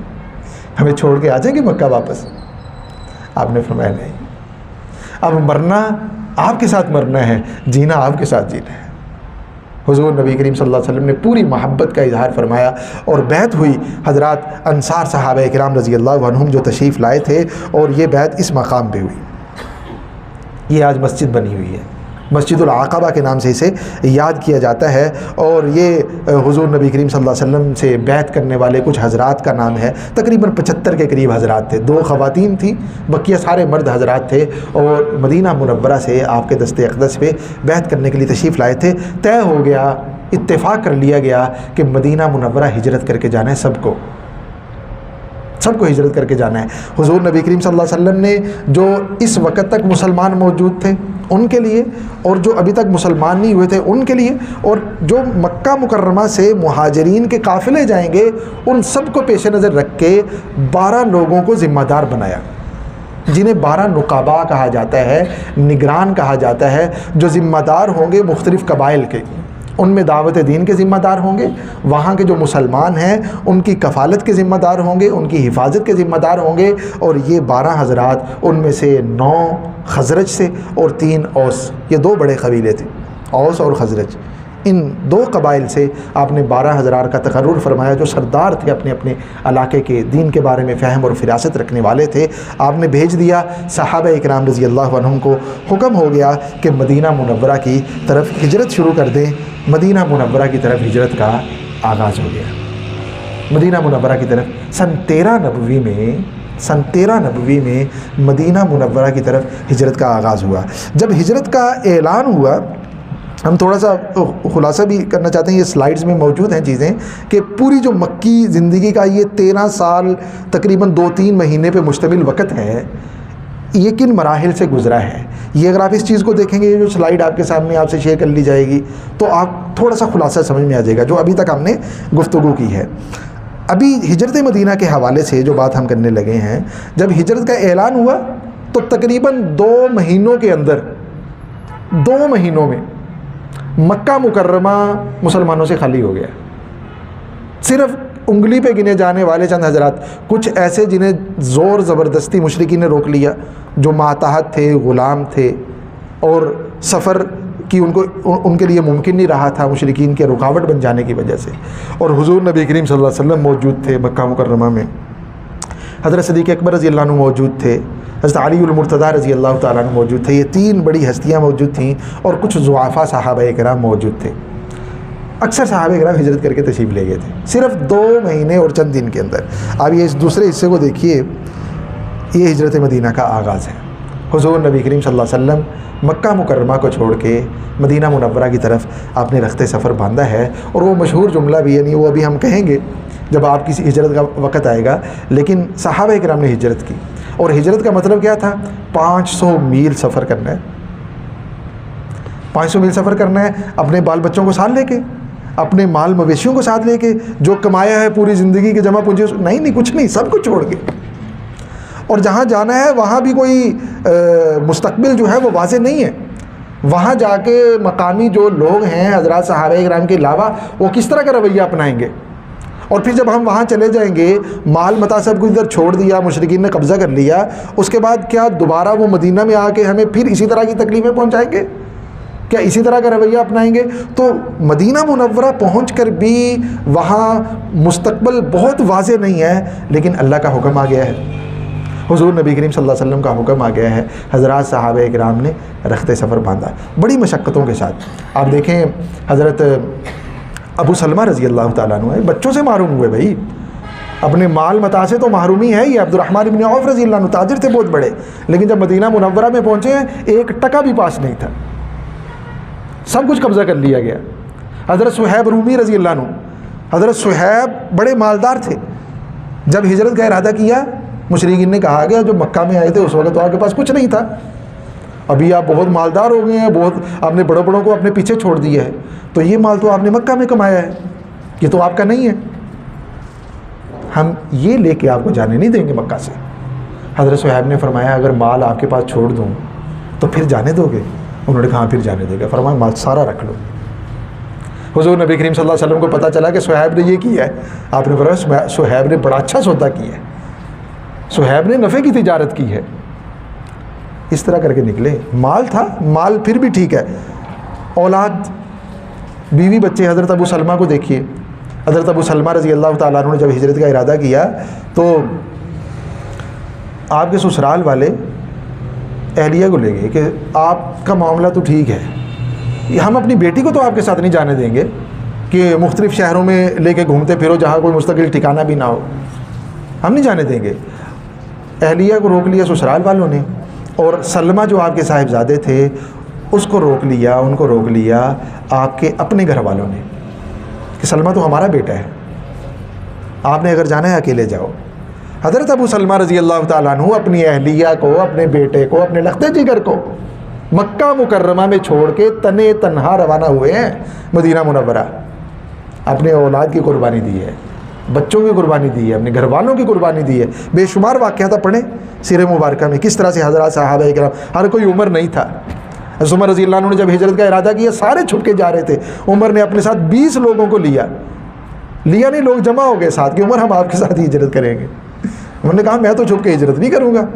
اعلان کیا مکہ مکرمہ میں بیت اللہ میں کھڑے ہو کے کہ عمر ہجرت کرنے والا ہے جو اپنے بچوں کو یتیم کروانا چاہے, جو اپنی بیوی کو کیا کہتے ہیں اسے بیوہ کروانا چاہے, وہ فلاں گھاٹی میں آئے میرے سے مجھ سے ملاقات کر لے. عمر تھے, ہر کوئی عمر نہیں تھا. جب عمر رضی اللہ عنہ کے اس جذبے کو دیکھو, پتہ بھی تھا بہادر تھے, بڑے پہلوان تھے, روب اور دبدبہ تھا, تو 20 کے قریب لوگ آپ کے ساتھ ہو گئے, ہم بھی آپ کے ساتھ ہجرت کریں گے. حضرت عیاش بن ربیعہ جو ابو جہل کے بھائی تھے وہ بھی آپ کے ساتھ ہو گئے, انہوں نے اکٹھے ہجرت کی. تو حضرات صحابہ کرام رضی اللہ تعالیٰ عنہم کا کہ قافلے جو ہیں وہ انفرادی طور پہ اجتماع, اکثر انفرادی طور پہ راتوں کو چھپ چھپ کے وہ اللہ کے راستے میں نکلے ہیں اور مدینہ منورہ کی طرف رخت سفر باندھا ہے. حضور نبی کریم صلی اللہ علیہ وسلم نے ہجرت نہیں کی ابھی تک. آپ دیکھیں ہم مدنی دور کو ابھی ہم ذکر کرتے ہیں, آپ نے ابھی تک ہجرت نہیں کی, مدینہ منورہ میں موجود ہیں. کیوں ہجرت نہیں کی؟ کیونکہ اجازت نہیں ملی اللہ کی طرف سے. اجازت اس لیے نہیں ملی کہ سارے صحابہ کرام چلے جائیں گے پھر آپ جائیں گے, آپ کو اجازت نہیں تھی اس لیے آپ تشریف نہیں لے گئے. اور صدیق اکبر رضی اللہ عنہ کو آپ نے روک لیا کہ ابو بکر آپ نے ہجرت نہیں کرنی, مجھے ابھی اللہ کا حکم نہیں ہوا. حضرت صدیق اکبر رضی اللہ عنہ سمجھ گئے کہ کہنے کا مطلب یہ ہے کہ ہم نے اکٹھے ہجرت کرنی ہے, اکٹھے جانا ہے. یہ سعادت اللہ تعالیٰ نے حضرت صدیق اکبر رضی اللہ عنہ کے مقدر میں لکھی ہوئی تھی, بڑے باسعادت. آپ دیکھیں ابھی ہم نے ذکر نہیں کیا, بیچ میں بہت ساری چیزیں ہماری رہ گئی. غلاموں پہ جب ظلم ستم کیے جا رہے تھے, جبر کیے جا رہے تھے, تپتی ریتوں پہ لٹایا جا رہا تھا, اور کنکر مارے جاتے تھے, پتھر مارے جاتے تھے, چٹانیں رکھی جاتی تھی سینوں پہ, گلیوں میں گھمایا جاتا تھا. صدیق اکبر رضی اللہ عنہ وہ واحد شخصیت ہے مکہ مکرمہ میں, پتہ چلتا تھا یہ غلام ہے, اس کو مارا پیٹا جا رہا ہے صرف اسلام قبول کرنے کی وجہ سے. جاتے تھے سینکڑوں دینار دے کے صرف اللہ کے لیے غلاموں کو آزاد کروایا کرتے تھے. بلال رضی اللہ عنہ کو آزاد کروایا, بلال آپ کے آزاد کرتا غلام تھے. ایک مرتبہ بلال رضی اللہ عنہ نے شکوہ کیا جب حضور نبی کریم صلی اللہ علیہ وسلم کی رحلت ہو گئی. بلال رضی اللہ عنہ نے ارادہ کیا کہ جہاد کے لیے وہ شام کی طرف چلے جائیں. صدیق اکبر رضی اللہ عنہ نے کہا کہ نہیں بلال آپ کو نہیں جانے دینا, میں نے خلیفہ تھے اس وقت. بلال رضی اللہ عنہ نے اس وقت شکوہ کیا کہ یا ابا بکر ان اعتقتنی لنفسک فاحبسنی عندک. ابو بکر اگر آپ نے مجھے اپنے لیے آزاد کیا تھا نا تو ٹھیک ہے, مجھے ادھر ہی روکے رکھو, لیکن اگر آپ نے مجھے اللہ کے لیے آزاد کیا تھا نا تو پھر میں جا رہا ہوں. صدیق اکبر رضی اللہ عنہ نے آپ کو جانے کی اجازت دے دی تھی, محبت تھی, محبت میں روک رہے تھے. تو بلال رضی اللہ عنہ بے شمار لوگوں کو آزاد کیا. یہ سعادتیں تھیں آپ کے مقدر میں. اس وقت وہ جو بڑے بڑے مالدار تھے, چوٹی کے سردار تھے, وہ اسلام بعد میں انہوں نے اسلام بھی قبول کیے. اسلام کی مخالفت میں دن رات گزار رہے تھے، وہ وقت تھا جب ابو قحافہ کا بیٹا مکہ مکرمہ سے ان مظلوم لوگوں کو خرید کے آزاد کر رہا تھا، اپنا غلام نہیں۔ ابو قحافہ نے کہا ہے موقع پہ، صدیق ابو بکر یہ کیا کرتے ہو، غلاموں کو آزاد کرنا شروع کر دیا، سارا مال ضائع کر دو گے، سارا مال لگا دو گے۔ حضرت صدیق اکبر رضی اللہ عنہ نے فرمایا کہ میں محفوظ کر رہا ہوں اللہ کے پاس۔ تو ابو قحافہ نے کہا میرے کہنے کا مقصد یہ ہے کہ غلام آزاد کرتے رہو، لیکن مضبوط غلام آزاد کرو جو آپ کا دفاع کر سکیں، آپ کی طرف سے جنگ لڑ سکیں، آپ کے لیے تلوار اٹھا سکیں۔ آپ یہ کیا ضعفاء کو آزاد کرتے ہو؟ حضرت صدیق اکبر رضی اللہ عنہ نے فرمایا میں اپنی ذات کے لیے تو نہیں آزاد کرتا، میں کوئی لشکر تو نہیں بنا رہا، میں تو اللہ کے لیے آزاد کر رہا ہوں۔ اللہ کے لیے وہ غلام بھی انسان ہے، یہ بھی انسان ہے، سب کو میں آزاد کر رہا ہوں۔ یہ جذبہ تھا۔ تو ہجرت کی جو سعادت تھی، حضور نبی کریم صلی اللہ علیہ وسلم کی جو رفاقت تھی، وہ رفاقت بھی آپ کے ہی، خود آپ نے فرمایا ابو بکر مجھے اجازت نہیں ملی ابھی۔ ابو بکر سمجھ گئے کہ یہ سعادت اللہ نے میرے مقدر میں لکھ دی ہے، تو حضور نبی کریم صلی اللہ علیہ وسلم کو اجازت ملنے کا انتظار کرنے لگے اور ہجرت نہیں فرمائی۔ یہ معاملہ جب چلے، حضرات صحابہ اکرام کی ایک بڑی جماعت جو تھی، جیسے میں نے عرض کیا، مدینہ منورہ پہنچ گئی۔ اب مشرکین بھی نوٹس کر رہے تھے، وہ دیکھ رہے تھے کہ یہ معاملات کس طرف کس رخ کو جا رہے ہیں۔ تو ان کو خطرہ تھا، ان کو دو خطرے تھے۔ ایک خطرہ کہ جب اتنی بڑی تعداد مکہ مکرمہ چھوڑ کے کسی دوسرے شہر میں چلے جائے گی تو ہماری تجارت کا کیا ہوگا؟ تجارت لوگ تھے نا، ہمارے خریدار کم ہو جائیں گے۔ دوسرے نمبر پہ جس جگہ جا رہے ہیں وہ جگہ ان کو بڑی کھٹک رہی تھی، دفاعی اعتبار سے، جنگی اعتبار سے مدینہ منورہ ایسی جگہ پہ تھا کہ جو مشرکین کی ساری تجارت کو روک سکتا تھا۔ کیونکہ آپ جانتے ہیں، اگر آپ نقشہ کو دیکھیں، یہ دیکھیں، یہ نقشہ ہے ہمارے سامنے، یہ مکہ ہے۔ ویسے دوسرا نقشہ ہم دیکھ لیتے ہیں جس سے زیادہ واضح ہو جائے۔ یہ دیکھیں، اس پہ لکھا نہیں ہوا تو خیر، مدینہ منورہ لکھا آ رہا ہے، یہ ہے مدینہ منورہ، یہ ہے مکہ مکرمہ۔ دیکھ رہے ہیں؟ کلیئر آ رہا ہے نظر؟ یہ جس جگہ کرسر ہے، یہ والا لیزر لگا لیتے ہیں، یہ یہاں مکہ ہے اور یہاں مدینہ منورہ ہے۔ مدینہ منورہ آپ نقشے پہ دیکھیں شام کی طرف ہے، ادھر شام ہے اس جگہ پہ، ٹھیک ہے، اور یہ اس جگہ پہ یمن ہے۔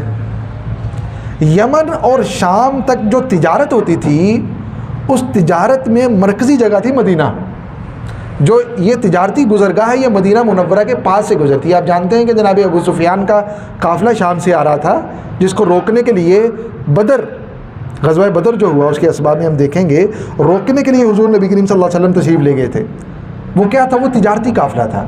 وہ تجارتی قافلہ ادھر کیا کر رہا تھا؟ وہ ادھر یہ کر رہا تھا کہ وہ واپس آ رہا تھا شام سے، اور مدینہ منورہ کے قریب کیا کر رہا تھا؟ رستہ تھا، اس کے علاوہ رستہ کوئی نہیں تھا، وہیں سے گزرنا تھا۔ تو مشرکین مکہ کو دوسری یہ چیز کھٹک رہی تھی کہ یہ وہاں جمع ہو جائیں گے اور ہمارے قافلوں کو تنگ کیا کریں گے، یہ ان کو کھٹک رہا تھا۔ اور پھر جو وہ تعصب تھا، عصبیت تھی، اپنی سرداری اور وہ ساری چیزیں جو پہلے دن سے چلتی چلی آ رہی تھی، وہ اپنی جگہ پہ بدستور موجود تھیں۔ تو وہ جمع ہوئے سارے کہ معاملہ ہمارے ہاتھ سے نکلتا جا رہا ہے، اس معاملے کا کیا کیا جائے۔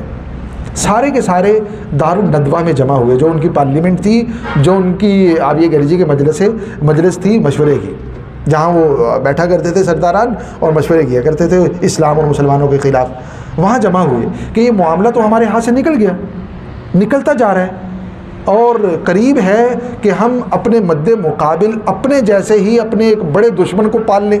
اوس اور خزرج جنگجو قبیلہ ہے اور جنگوں کے اندر پلے ہیں، ابھی جنگ بعاث جو ہے وہ ختم ہوئی ہے۔ اوس اور خزرج بڑے جنگجو قبیلے ہیں، اور اگر یہ رسول اللہ صلی اللہ علیہ وسلم کی حمایت کریں گے تو ہمارے لیے تو بڑی مشکلات ہو جائیں گی۔ تو اب کیا کیا جائے؟ مشاورت شروع ہو گئی ان کی۔ کئی ایک سرداروں کی تذکرہ آتا ہے، ان میں جو ایک بڑی اہم بات ہے، اس مجلس میں، اس مشاورت میں شیطان کی شرکت ہے۔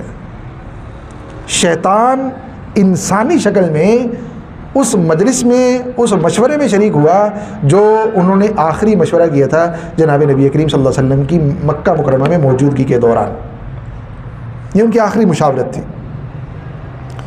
سارے جمع ہوئے، اور جب سرداران آ رہے ہیں تو دروازے پہ ایک بڑی عمر کا آدمی جو ہے وہ کھڑا ہے، سرداران آ رہے ہیں، امیہ آ رہا ہے، ابو جہل آ رہا ہے، دیگر سرداران پوچھ رہے ہیں کہ یہ کون ہے.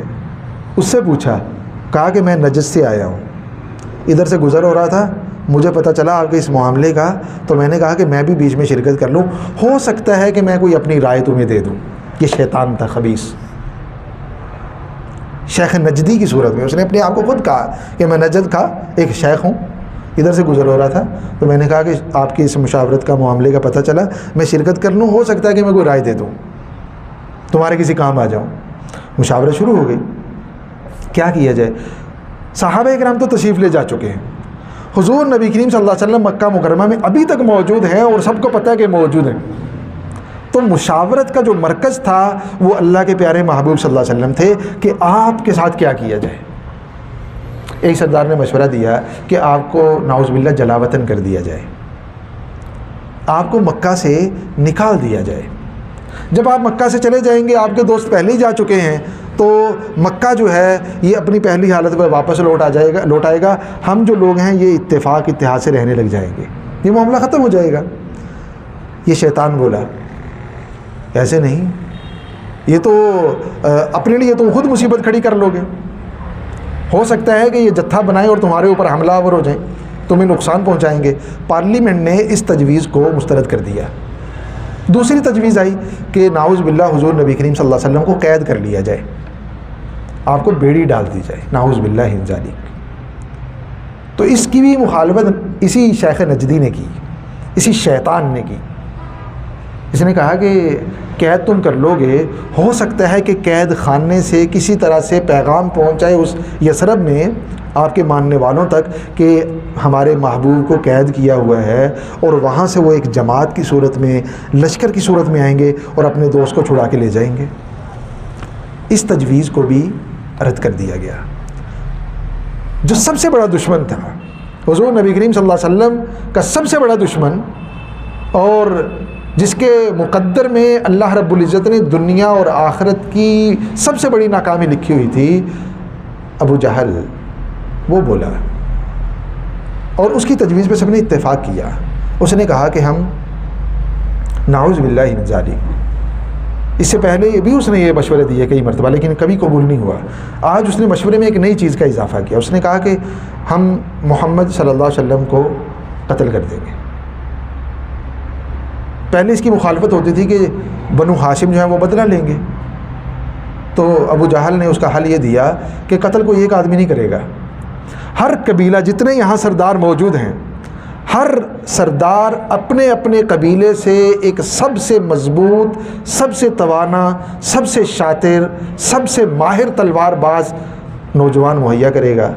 یہ سارے لوگ جمع ہوں گے، ایک جتھا بنائیں گے، اور جتھا اکٹھا حملہ آور ہوگا، اور کسی ایک آدمی کے اوپر خون نہیں آئے گا. یہ نہیں الزام نہیں آئے گا کہ فلاں آدمی نے قتل کیا، سب نے قتل کیا. اور جب سب کے اوپر آئے گا تو بنو ہاشم، یہ چونکہ ہم زیادہ ہیں قبیلے، ہم سے بدلہ نہیں لے سکیں گے، اور بالآخر وہ ہم سے دیت لینے پہ راضی ہو جائیں گے، اور ہم ان کو دیت دے دیں گے، تقسیم کر لیں گے آپس میں. 100 اونٹ بنیں گے، ہم 100 اونٹ دے دیں گے. یہ انہوں نے آپس میں طے کیا. اور شیخ نجدی نے کہا یہی وہ رائے ہے جو سب سے زیادہ قابل عمل ہے، اسی پہ عمل ہو سکتا ہے. اتفاق ہو گیا. یہ وہ رات ہے، یہ دن کا وقت ہے جس وقت یہ مشورہ ہو رہا ہے، جس کی رات کو حضور نبی کریم صلی اللہ علیہ وسلم کو ہجرت کی اجازت ملی. انہوں نے مشورہ کر لیا اور طے کر لیا، اور گویا کہ جب وہ اٹھے تو اس یقین کے ساتھ اٹھے کہ ابھی یہ معاملہ ختم ہو گیا ہے، اس سے بہتر تو کوئی حل ہو ہی نہیں سکتا. اٹھے اور اپنی تیاریوں میں لگ گئے. ایسے نوجوانوں کو جمع کریں گے اور اس کی باقاعدہ منصوبہ بندی اور سارا کچھ اس میں لگ گئے. حضور نبی کریم صلی اللہ علیہ وسلم کو وحی کے ذریعے سے ان کے اس مشورے کی خبر دے دی گئی.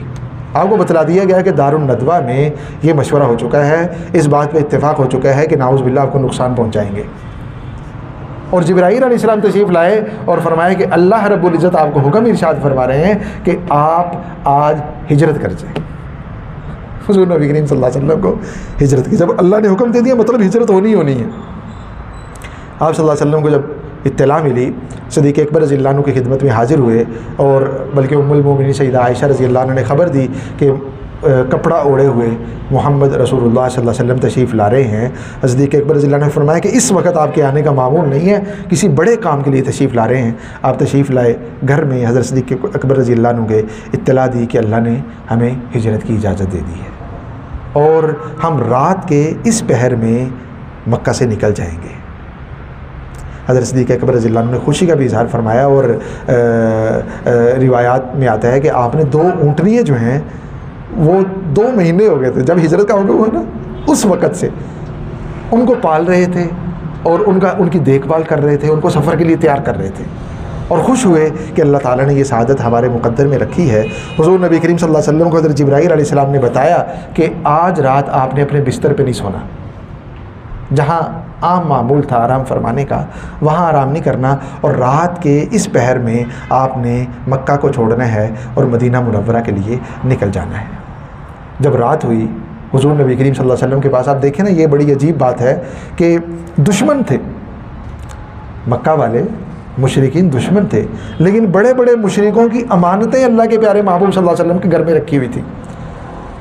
آپ کی تکذیب کرتے تھے لیکن امانتیں آپ کے پاس ہی رکھتے تھے. ساتھ یہ بھی کہتے تھے کہ مکہ کے سب سے بڑے امانت دار آپ ہیں. جب ہجرت کا وقت آیا اس وقت بھی بے شمار امانتیں خود آپ کے اپنے گھر کے اندر رکھی ہوئی تھیں. حضور نبی کریم صلی اللہ علیہ وسلم نے ان امانتوں کی بھی فکر فرمائی. یہ امانت کی کتنی زیادہ اہمیت ہے. اس موقع پہ بھی جب جان کے در پہ ہیں وہ سارے کے سارے قبائل آپ کے دشمن ہوئے ہیں اور آپ کی قتل کی منصوبہ بندی کر رکھی ہے اور حملہ کرنا ہے انہوں نے, آپ وہ حملہ کرنے کی تگدو میں لگے ہوئے ہیں, اور حضور نبی کریم صلی اللہ علیہ وسلم ان کی امانتیں واپس کرنے کی فکر فرما رہے ہیں. آپ نے حضرت علی رضی اللہ تعالیٰ عنہ کو بلایا اور فرمایا کہ علی, امانتیں ان کے حوالے کی, اور فرمایا کہ یہ جو میری سبز چادر ہے یہ لے لو اور میری چارپائی پہ میرے بستر پہ یہ اوڑھ کے سو جاؤ. اور ان کو بتایا, حضرت علی کو تو پتہ تھا کہ یہ مشاورت اور یہ سارا معاملہ ہے. آپ نے فرمایا کہ علی آپ کو یہ نقصان نہیں پہنچا سکیں گے. جب رات کا وہ پہر ہوا جس پہر نکلنے کا حکم تھا, حضور نبی کریم یہ سارے کے سارے آ گئے. مشرکین آپ اپنی ہجرت کے اس میں امانتیں واپس کرنے کی فکر میں لگے رہے, اور مشرکین اس فکر میں لگے رہے کہ ہم نے کس وقت حملہ کرنا ہے, کس طرح حملہ کرنا ہے, کیسے جمع ہونا ہے. رات ہوئی, سارے کے سارے حضور نبی کریم صلی اللہ علیہ وسلم کے گھر کے پاس آ کے جمع ہو گئے, آپ کے دروازے کے پاس کھڑے ہو گئے اور اس انتظار میں بیٹھ گئے کہ کب نکلیں اور نعوذ باللہ آپ پہ حملہ کر دیا جائے. سارے کے سارے وہاں موجود ہیں, اور حضرت علی رضی اللہ تعالیٰ عنہ کو بستر پہ سلا دیا. جب وقت آیا حضور نبی کریم صلی اللہ علیہ وسلم نے دروازہ کھولا. دیکھیں نا یہ آنکھیں جو ہے یہ اللہ کے حکم سے دیکھتی ہیں اور کھلی ہوتی ہیں. اگر اللہ کا حکم نہ ہو تو نہیں دیکھ سکتی, اللہ کے حکم سے دیکھتی ہیں. مشرکین مکہ موجود ہیں, دروازے پہ کھڑے ہوئے ہیں, تلواریں سوتی ہوئی ہیں. حضور نبی کریم صلی اللہ علیہ وسلم نکلے, وہ کون سی آیت مبارکہ پڑھی, وَجَعَلْنَا مِن بَيْنِ أَيْدِيهِمْ سَدًّا وَمِنْ خَلْفِهِمْ سَدًّا. آگے کیا ہے, فَأَغْشَيْنَاهُمْ فَهُمْ لَا يُبْصِرُونَ.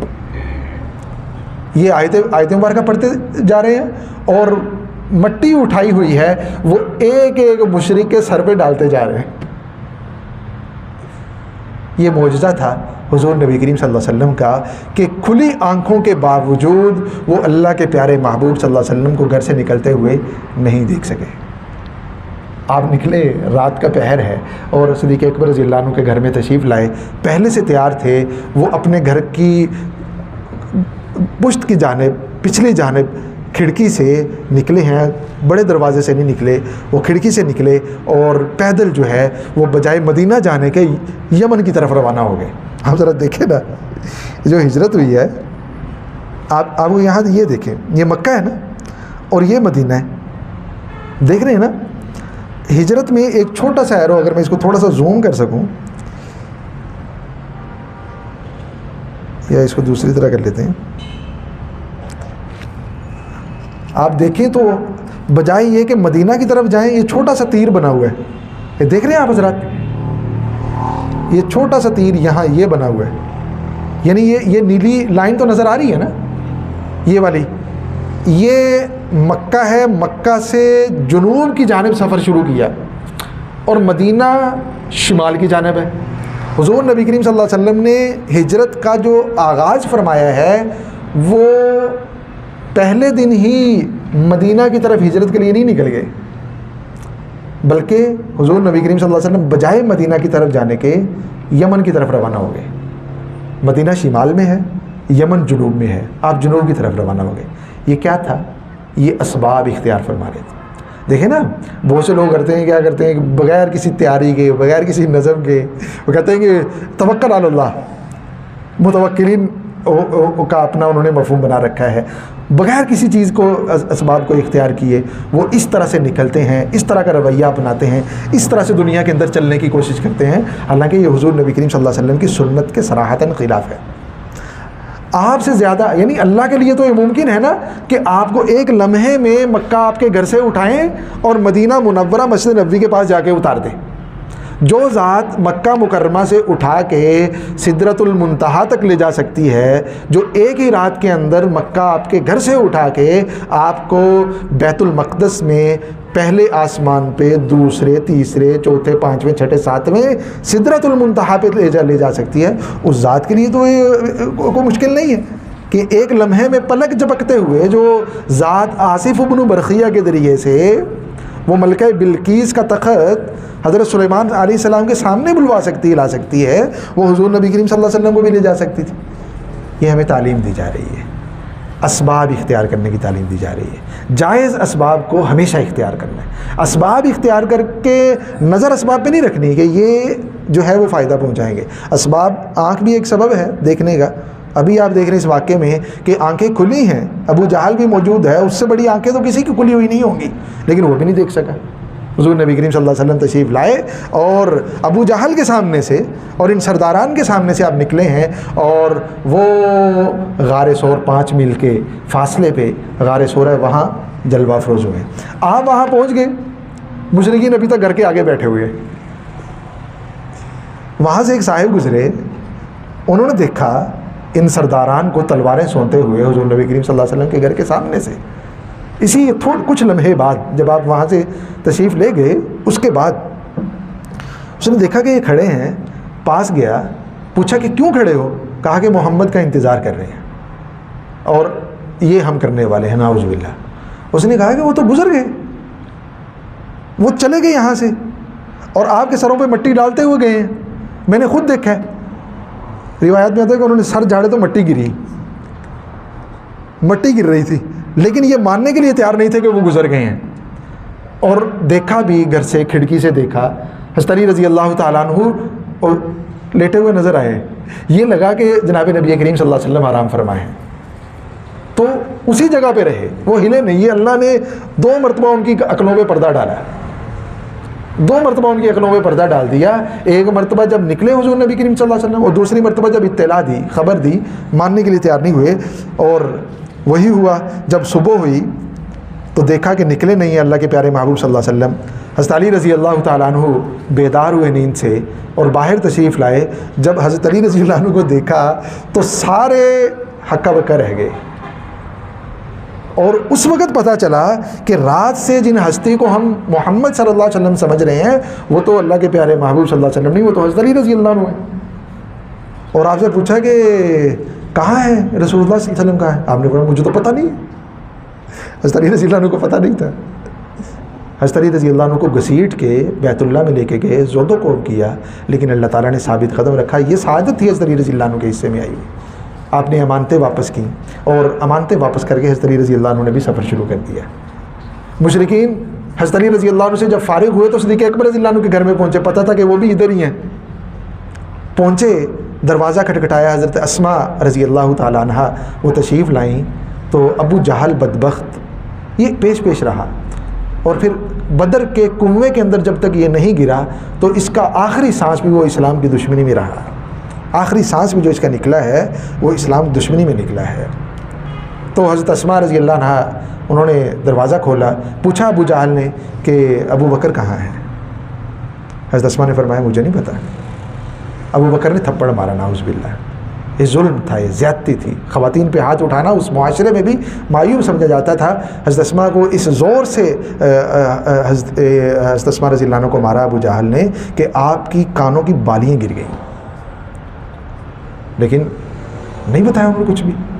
حضور نبی کریم صلی اللہ علیہ وسلم اپنے پیارے دوست، اپنے جانثار، اپنے وفا شعار حضرت صدیق اکبر رضی اللہ عنہ کے ساتھ غار ثور میں جلوہ افروز ہوئے۔ اب دیکھیں یہ نقشہ بھی دیکھیں، اس سے شاید آپ کو تھوڑا سا مزید آئیڈیا ہو۔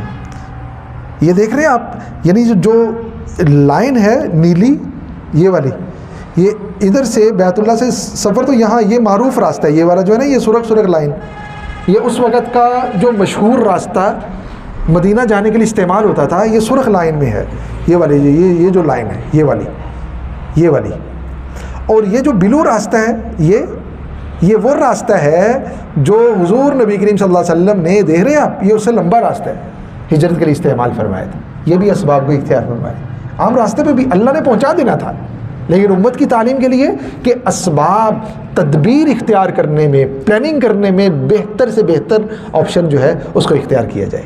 آپ دیکھ رہے ہیں غار ثور میں آپ تشریف، یہ غار ثور جنوب کی جانب ہے مکہ مکرمہ سے، آپ دیکھ رہے ہیں نیچے کو آ رہی تھوڑی سی لائن، یہ 5 میل کا فاصلہ ہے۔ حضور نبی کریم صلی اللہ علیہ وسلم حضرت صدیق اکبر رضی اللہ عنہ کے ہمراہ غار ثور میں پہنچے ہیں۔ یہ دیکھیں غار ثور کی تصویر ہے، یہ وہ جو تلاش کرتے ہوئے مشرکین مکہ پہنچ گئے تھے نا، وہ ہم انشاءاللہ کل ذکر کریں گے، ٹائم زیادہ ہو گیا۔ تو آپ نے واقعہ سنا ہوگا کہ حضرت صدیق اکبر رضی اللہ عنہ پریشان ہوئے کہ یہ تو پہنچ گئے ہیں، اور اگر اپنے قدموں کی طرف دیکھیں تو ہم نظر آ جائیں گے، یہ تو ہمیں پکڑ لیں گے۔ تو یہاں موجود تھے، یہ تیر کا نشان اس جگہ پہ حضور نبی کریم صلی اللہ علیہ وسلم موجود ہیں، اور مشرکین یہاں پہ کھڑے ہوئے ہیں۔ آپ دیکھ رہے ہیں کتنی بہت محدود سی جگہ ہے، تھوڑا سا فرق ہے، اور اللہ تعالیٰ نے آنکھوں پہ ایسا پردہ ڈالا کہ وہ حضور نبی کریم صلی اللہ علیہ وسلم کو دیکھ ہی نہیں سکے۔ حضرت صدیق اکبر رضی اللہ عنہ نے جب پریشانی کا اظہار فرمایا تو آپ نے فرمایا صدیق اکبر رضی اللہ عنہ سے کہ ابو بکر کیا خیال ہے آپ کا ان 2 لوگوں کے بارے میں کہ جن کے ساتھ تیسری ذات اللہ تعالیٰ کی ہے؟